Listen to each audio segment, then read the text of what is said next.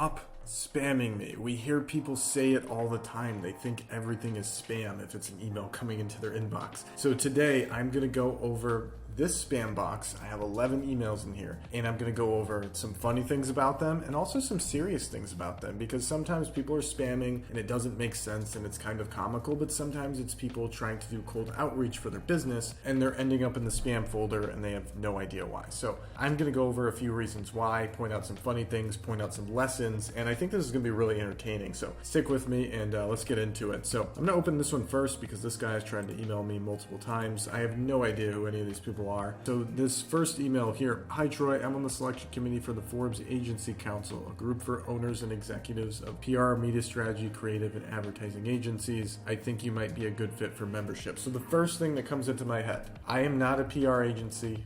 I am not anything that has to do with like a big ad agency. So I'm already out. And what this tells me is that you bought my email address off of a list.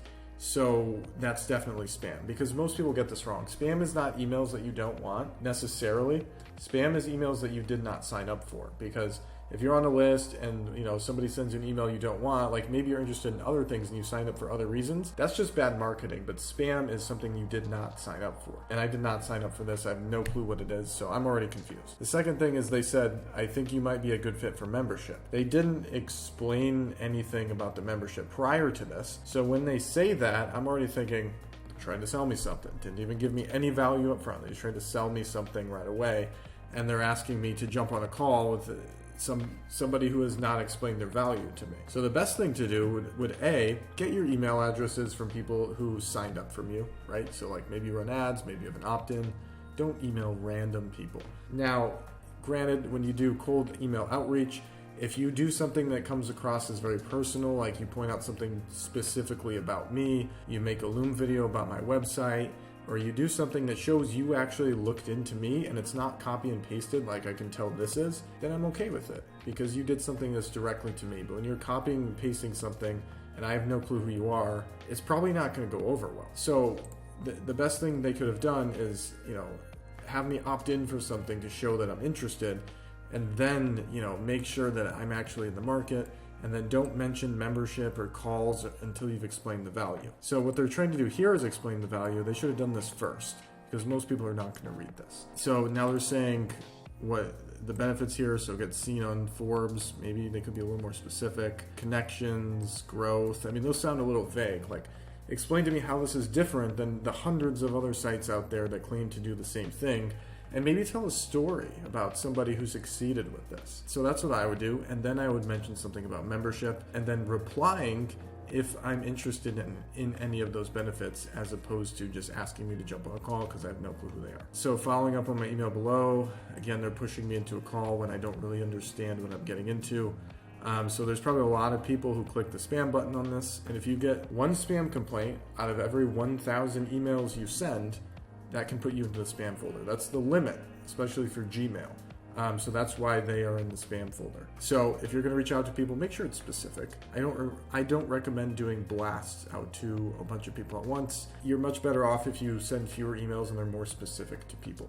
And of course, you've done your homework. So that's why this person isn't spam, because they keep blasting out emails that probably aren't relevant to people. And then they sent even another one here, pretty much said the exact same thing.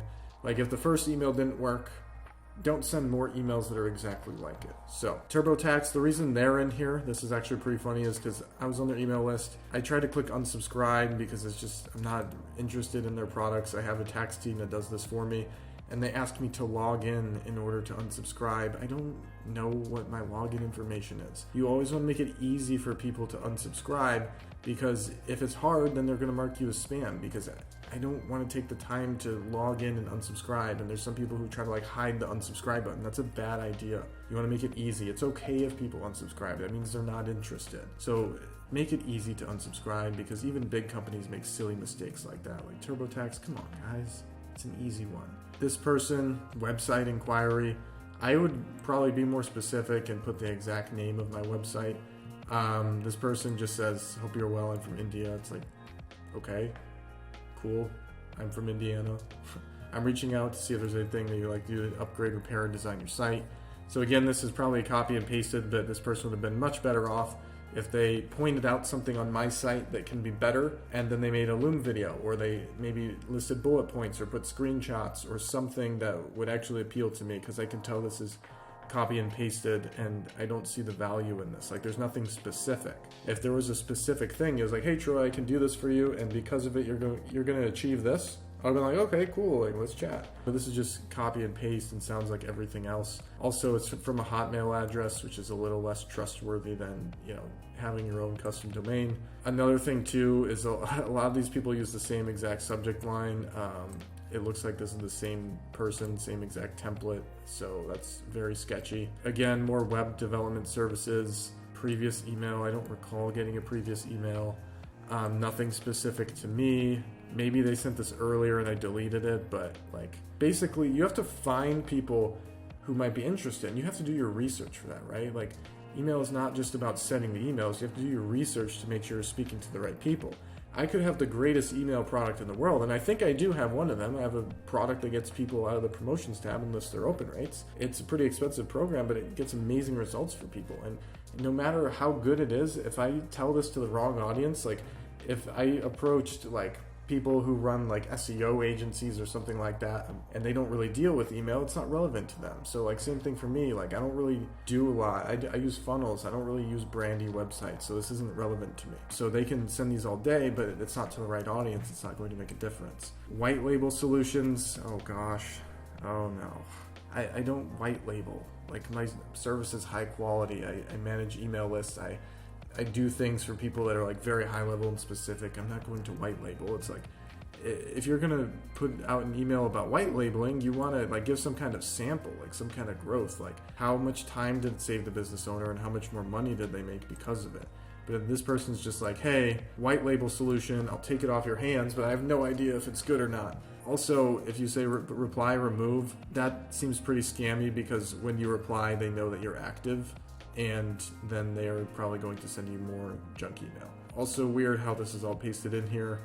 And honestly, by opening this, they're probably tracking that and are going to send me more too, but it'll go to spam, so I'm not worried. Okay, so for this one, they put my name in it, so that's interesting. I was looking for the founder of Lead Paramedic. I found your LinkedIn profile.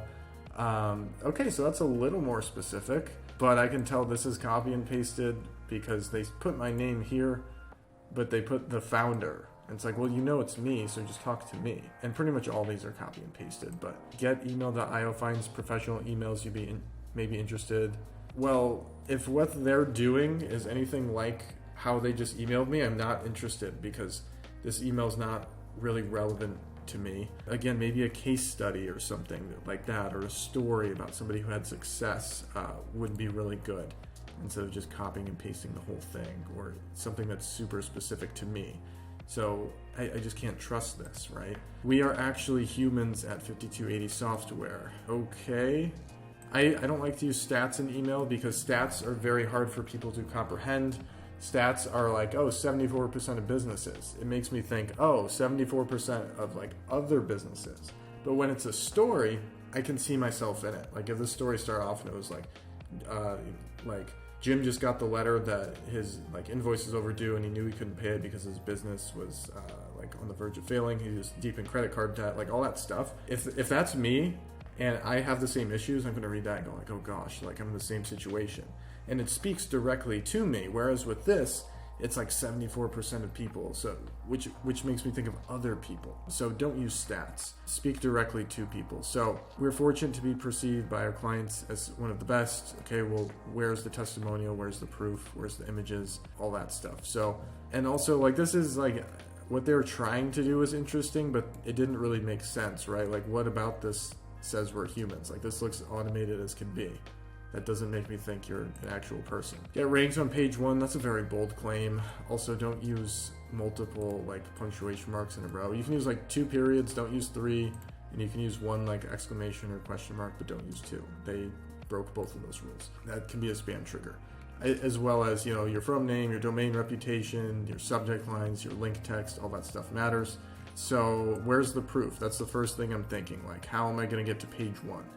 I don't really see any proof here. They're telling me a few things they can do, but maybe it would be better if they gave me samples of like the top 2 or 3 instead of just listing out 16, because there's no shot I'm going to read all those. And then the last one here, I saved the best one for last. This is a really good subject line. It's probably super spammy, but aside from the 3 dots, like explain your internet history, that's pretty funny.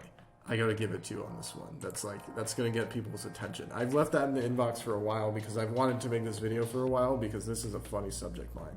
It's kind of like you're a kid and you're going on some sites that you're not supposed to go on. Your dad walks in the room and he like shows you the internet history and he's like, "Can you explain this?"